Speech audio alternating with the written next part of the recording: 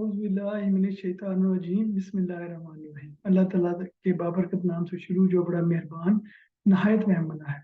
हमारे आज के जो सीरीज ऑफ टेक्सटाइल के सर्टिफिकेशन के सिलसिले में आज का जो वीडियो है वो गोट्स के मुतलिक है। तो आज हम स्टडी करेंगे कि गोट्स की सर्टिफिकेशन को किस तरह हम अपनी प्रोडक्ट्स के लिए हासिल कर सकते हैं। तो बिफोर गोइंग फर्दर, आपसे रिक्वेस्ट है कि आप मेरे इस चैनल को सब्सक्राइब जरूर कीजिए और बेल के आइकन को प्रेस कीजिए ताकि जो लेटेस्ट जितनी भी अपडेट्स हैं वो आपको मिल सके। तो हम चलते हैं अपने वीलॉग की तरफ और आपसे फर्दर डिस्कस करते हैं।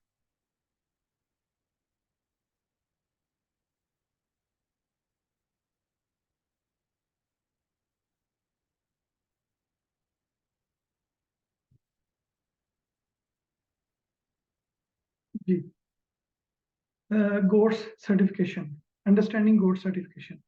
गोट्स की सर्टिफिकेशन की हम अंडरस्टैंडिंग लें तो सबसे पहले देखते हैं कि गोट्स से क्या मुराद है। गोट्स सर्टिफिकेशन से हम मुराद क्या लेते हैं। तो जिस तरह के इसके नाम से जाहिर है, गोट्स जिस तरह के नाम से जाहिर है, GOTS global organic test GOTS stands for global organic testing standards. तो अब हम समझते हैं कि जिस तरह ग्लोबल ऑर्गेनिक टेस्टिंग स्टैंडर्ड्स है, इस तरह ये गोट्स स्टार्ट कैसे हुआ। तो गोट्स चूंकि उससे पहले एक बहुत ज्यादा जरूरत महसूस की जा रही थी कि कोई हार्मोनाइज ऐसा कोई निज़ाम, ऐसे कोई सिस्टम डेवलप किया जा सके जो कि एक हार्मोनाइज सिस्टम हो, तमाम लोगों के लिए किया जाए, तमाम लोगों के लिए एक जैसा हो और तमाम लोगों के लिए उस पर एग्री हो। तो उस हार्मोनाइज सिस्टम के लिए जितने ऑर्गेनिक कॉटन के प्रोड्यूसर्स थे, जितने टेक्सटाइल मशीनरी के थे, जो कंज्यूमर्स थे या स्टैंडर्ड ऑर्गेनाइजेशंस थी, सर्टिफायर्स थे, उन्होंने कहा जी कि हार्मोनाइज सिस्टम होना चाहिए कैसा। और तो उस वक्त फिर जो कि ग्लोबली भी रिकग्नाइज हो, तो एट दैट टाइम उस वक्त different systems, different standards discuss किए गए। लेकिन 2002 की जो मीटिंग में, उसमें फिर ये डिसाइड हुआ कि जी गोट्स स्टैंडर्ड्स को डेवलप किया गया, जो बेसिकली वर्किंग ग्रुप, जो ग्लोबल ऑर्गेनिक टेक्सटाइल स्टैंडर्ड्स पे एक वर्किंग ग्रुप फाउंड किया गया, बनाया गया, और जिस पे बाद में डिटेल में वर्किंग हुई और ये स्टैंडर्ड्स डेवलप किए गए। तो जब हम किसी भी स्टैंडर्ड्स को या किसी सर्टिफाइड प्रोडक्ट को देखते हैं तो हमारे दिन में उसके मतलब कुछ क्वेश्चंस आते हैं। मिसाल के तौर पर जब हम गोट्स की सर्टिफाइड प्रोडक्ट को देखेंगे तो हमारे दिन में ये क्वेश्चन आएगा कि जी इसके हमें ये प्रोडक्ट जब हमने बाय किया तो हमें क्या इसके बेनिफिट हैं, इसके अंदर प्लस पॉइंट्स क्या हैं। तो नंबर वन, जब गोट्स सर्टिफाई हो गया प्रोडक्ट तो उसको थ्रू आउट उसकी जो जितनी सप्लाई चेन है वो तमाम जो है वो उन केमिकल से, उन तमाम चीजों से मुबर्रा है, उनसे पाक है, जो कि इन सेहत के लिए नुकसानदेह होंगे। नंबर टू, उसके अंदर जितने डाई स्टफ्स हैं वो सारे जो है वो फ्री ऑफ डेंजरस केमिकल्स होंगे। नंबर थ्री, उसके अंदर ऑर्गेनिक कॉटन का इस्तेमाल किया गया होगा। और नंबर फोर, ऑर्गेनिक कॉटन वो कॉटन की जिसकी ग्रोइंग के दौरान कोई भी सिंथेटिक पेस्टिसाइड्स का इस्तेमाल नहीं किया गया। तो जब हम गोट्स के कोई प्रोडक्ट लेते हैं तो हमारे दिन में इस तरह के प्लस पॉइंट्स हमें मिलते हैं।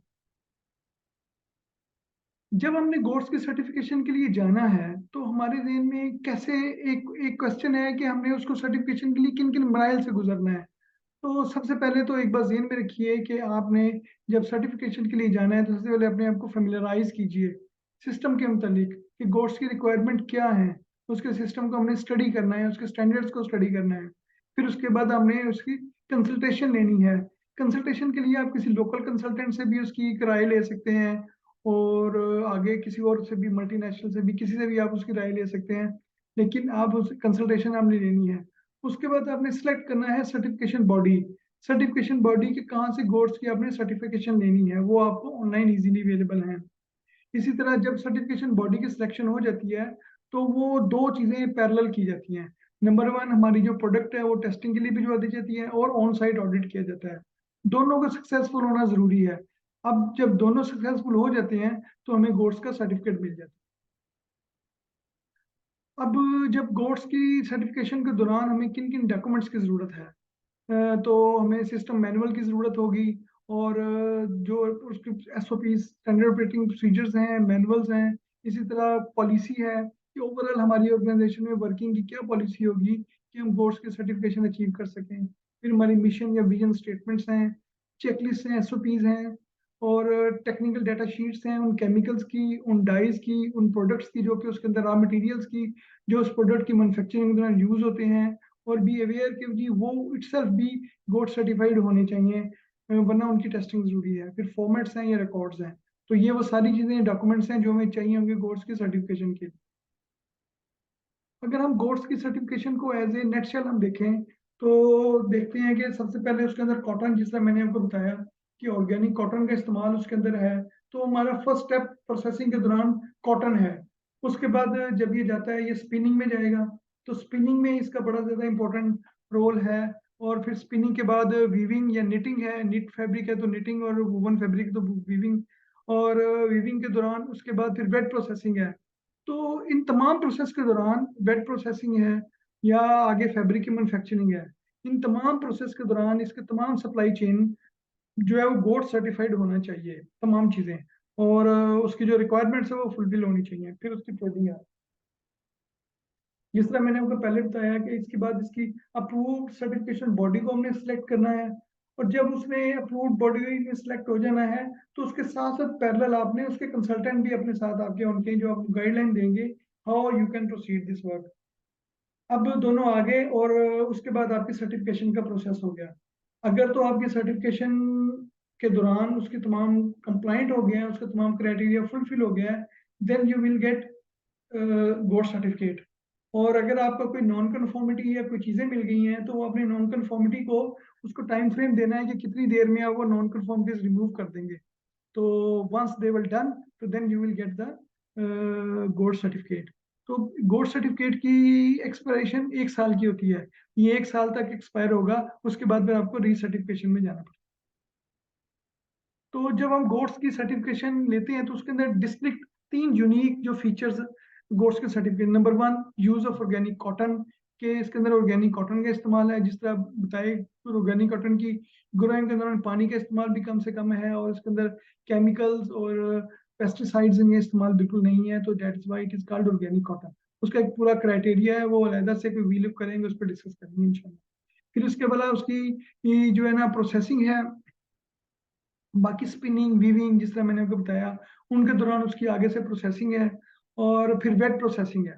तो वेट प्रोसेसिंग के दौरान भी उसके तमाम डाइज केमिकल सारे जो है वो एज पर गोड्स रिक्वायरमेंट होनी चाहिए। एट द एंड उसकी टेस्टिंग है, थारोली मॉनिटरिंग और टेस्टिंग है कि testing must it must be fulfil, और इसे टेस्टिंग के दौरान से गुजरना चाहिए हर सूरत में।